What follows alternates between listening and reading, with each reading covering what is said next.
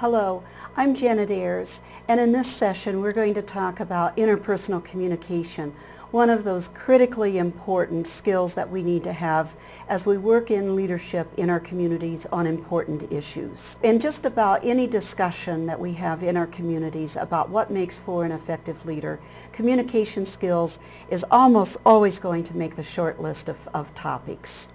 So we know what makes for effective leadership. We know that when we are communicating effectively, it can help us inform others, it inspires others, it can establish and build our relationships, it can help groups identify their purpose and their goals. It can also help coordinate efforts. It's what enables us to get things done and accomplish our goals and our tasks, and it helps us to manage conflict. And all of us have had the experience of ineffective communication. And when that happens, it can lead to confusion, rumors, and speculation. And one of the things I've learned working in communities is that when there's a void of communication, in other words, people haven't communicated when they should have maybe, the speculation, the rumors, the rumor mill just goes rampant. So it can lead to misinformation, and once that misinformation is out there, it's very hard to go back with correct information. Sometimes we have misguided efforts because of the misinformation or the fear that people have, and it can lead to a lack of trust, and we maybe have even experienced chaos, and I know I've experienced in communities conflict, a lot of conflict, in large part going back because of poor communication. Inadequate communication, misunderstanding, and not working through our differences the way we should. So one of the first things I always say in communication, obviously, is to remember we are human, and with that humanness comes a couple of things. One is each of us needs to be valued and respected by others. So as we are communicating with others, we need to always keep this in mind, to respect the other. Also, that each of us are unique. We come from different backgrounds, we have different training, we have different life experiences, different ages, different perspectives in almost every dimension. And because of that, each of us is unique. And because of our uniqueness, we're going to perceive things differently, which is the wonderful part of working in community when we're working on complex issues. How I view an issue and what I think would make a good resolution is likely going to be very different than somebody that's had different experiences around that issue. But because of all of this, we are imperfect communicators. And I've often thought if we could all communicate like Mr. Spock on Star Trek, those of you who might remember, where he put his forehead to the forehead of another individual, and all those thoughts and feelings would flow from him into another Vulcan, how wonderful that would be. Or maybe not. So, consequently, we have to struggle at our communication. So, interpersonal communication is a high level of communication. We pass people on the street, we may say hello, hopefully we do. We're with people in an elevator, we communicate. We go to the grocery store and we check out, we communicate with people. Those are all forms of communication. But interpersonal communication is a higher level of communication. It's knowing the other person, knowing their interests, knowing what they care about, as we work on issues together. So I'm speaking about interpersonal communication here, which is what enables us to achieve our goals. So some features of interpersonal communication: we are selective about who and how we communicate with others. For instance, passing a person on the street, we probably aren't going to be talking to them about a community issue unless there's somebody that we know well.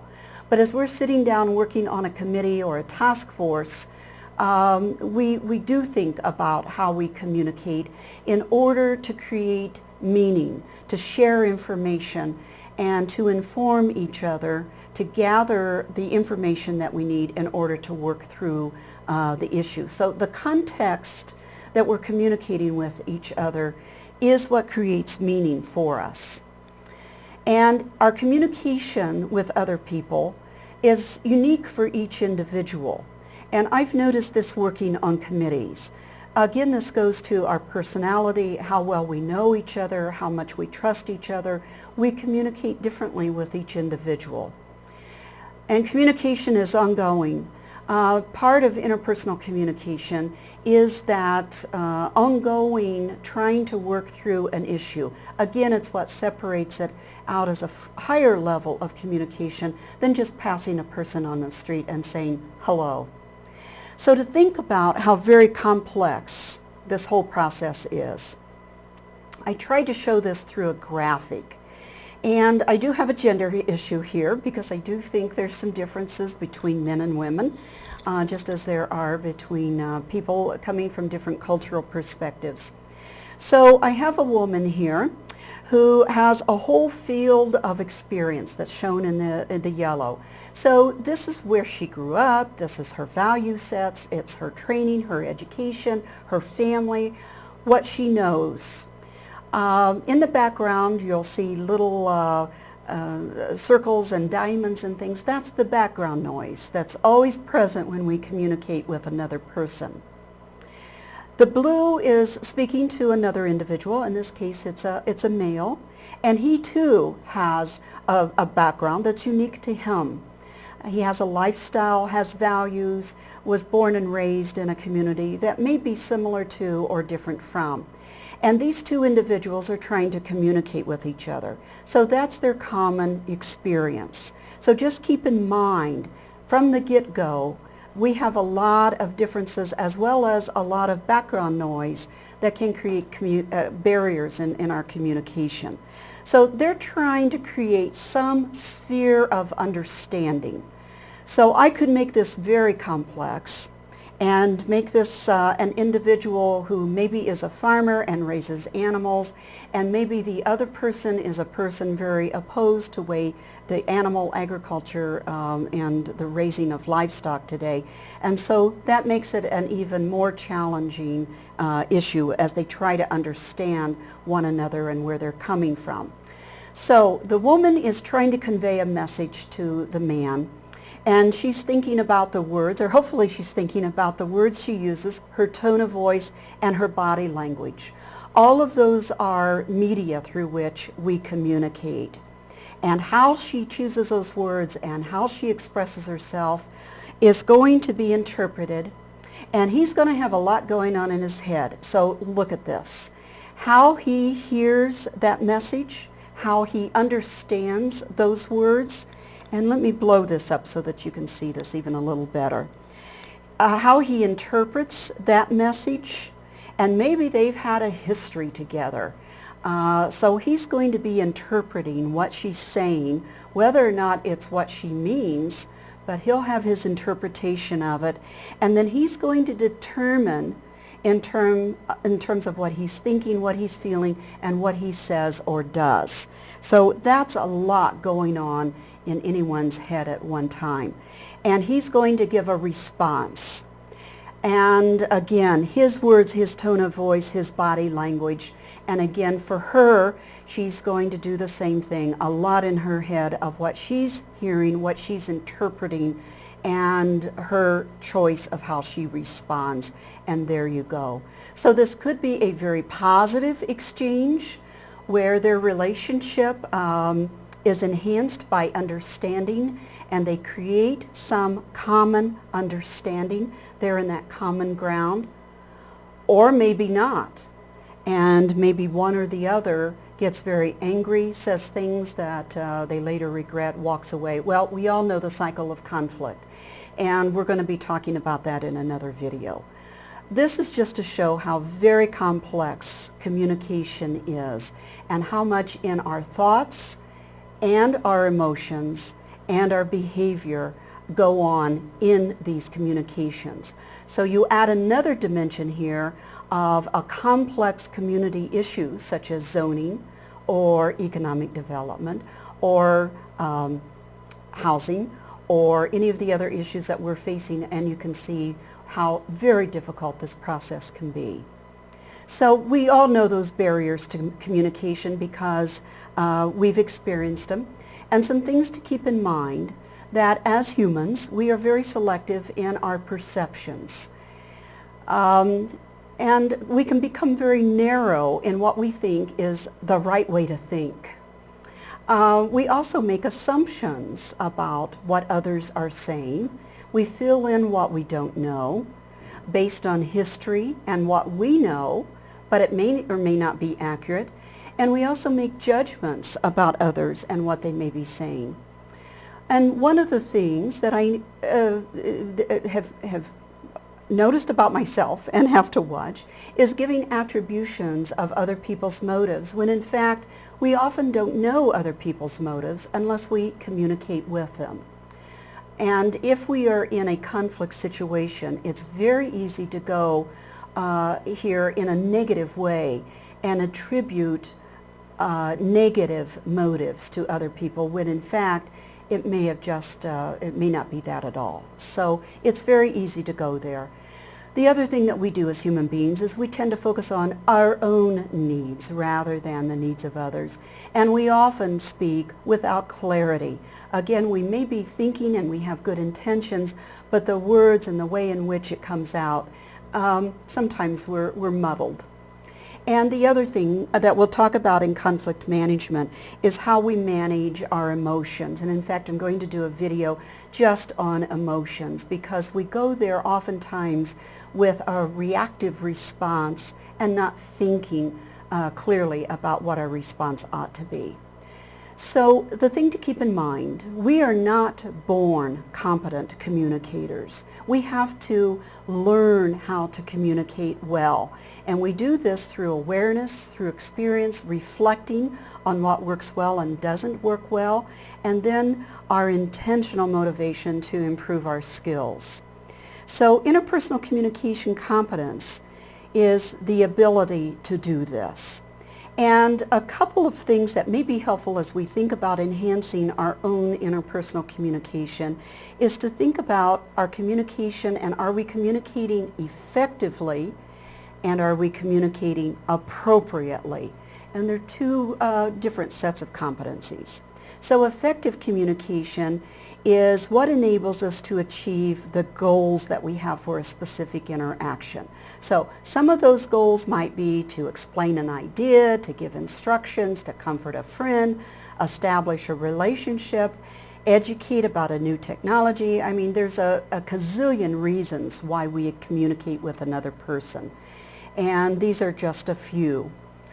So being effective is being intentional about what is our goal, what's our purpose as we're communicating with another person. Appropriateness is, are we doing it in the best way? So it's adapting how we communicate in specific situations with particular individuals. Again, going back to that uniqueness of each individual. And so we make decisions as we communicate. Do we speak up or do we remain silent?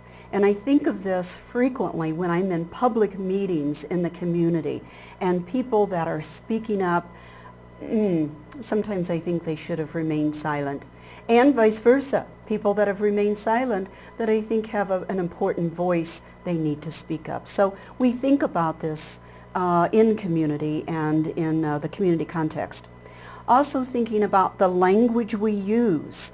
And as you look at public figures today, very, very aware of the words they use, their tone of voice, and their nonverbal communication.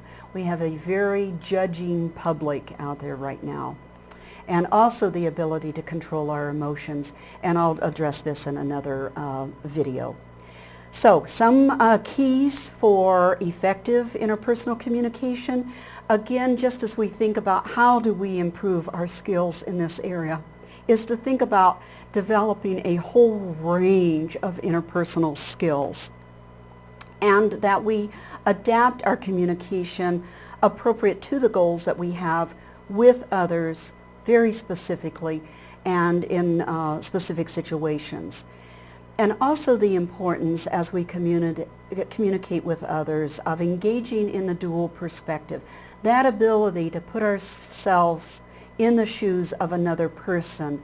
In other words, this is about listening, about asking questions, paying attention to our own emotions as well as that of the other, to be able to fully engage and understand another person as well as speaking clearly ourselves. Monitoring our communication and its impact on others. This is lifelong learning. And then committing ourselves to being more effective communicators.